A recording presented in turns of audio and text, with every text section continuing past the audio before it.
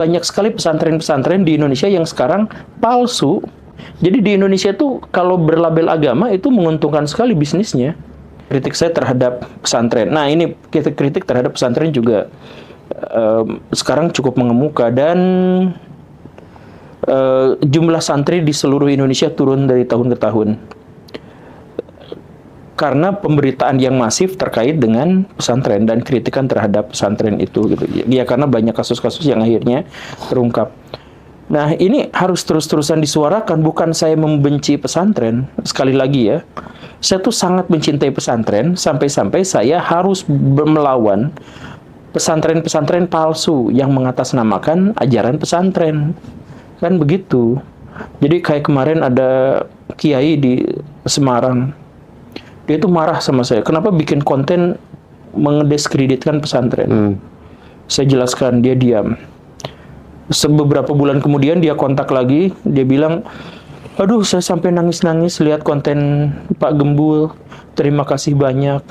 Ya pesantren memang harus dirubah. Karena pada akhirnya yang dikatakan Pak Gembul itu saya lihat sendiri, nyata.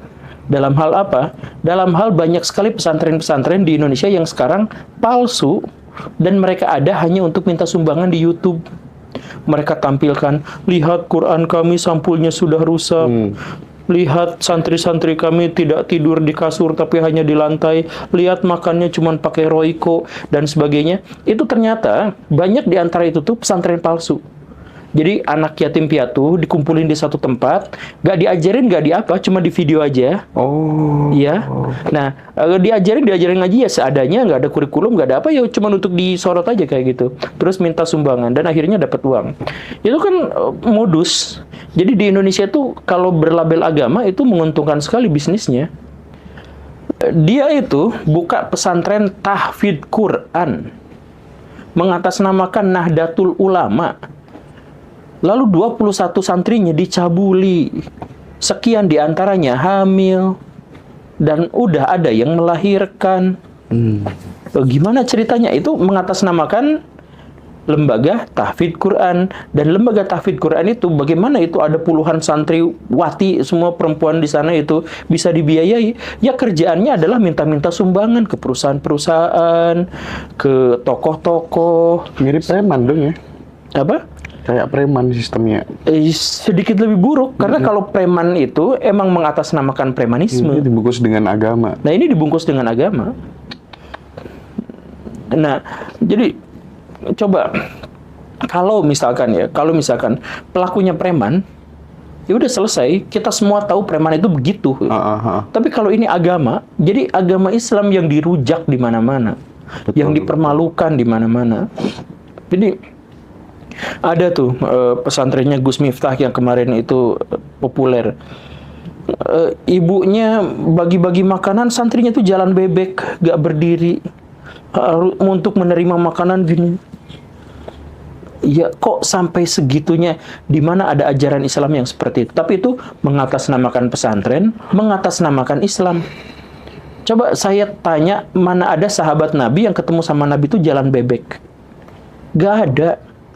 Yang ada itu adalah kalau Nabi ketemu sama sahabatnya, Nabi balik badannya itu total dari kepala sampai kaki itu menghadap sahabatnya. Kalau salaman, Nabi itu pasti yang paling akhir melepas genggaman tangannya. Karena apa? Karena adab pada orang lain. Nah ini, yang ngaku Gus, yang ngaku Kiai, yang ngaku Habib. Sebaliknya, minta penghormatan sama orang lain, sampai dicium kaki dan tangannya, sampai dicium jejak dan bekas duduknya. Mereka melakukan itu. Lalu dikatakan, ini memang adab Islam. Mereka kan mengatakan ini adab lebih penting dari ilmu, lalu adab yang dimaksud itu adalah melakukan hal seperti itu. Coba dengan kerusakan sefatal itu mengatasnamakan Islam. Ya nanti kalau misalkan banyak orang-orang yang kecewa sama Islam, murtad, kemudian tidak lagi peduli sama ajaran agama Islam, bahkan memusuhinya, ya bukan salah mereka yang murtad. Tapi mereka yang murtad itu bisa aja logikanya lurus. Ketika mereka melihat penyimpangan seperti ini, mereka udah nggak tahan. Kan begitu. Nah ini adalah salah satu agenda yang saya bulak-balikan di kanal saya, dan itu juga dampaknya signifikan, besar.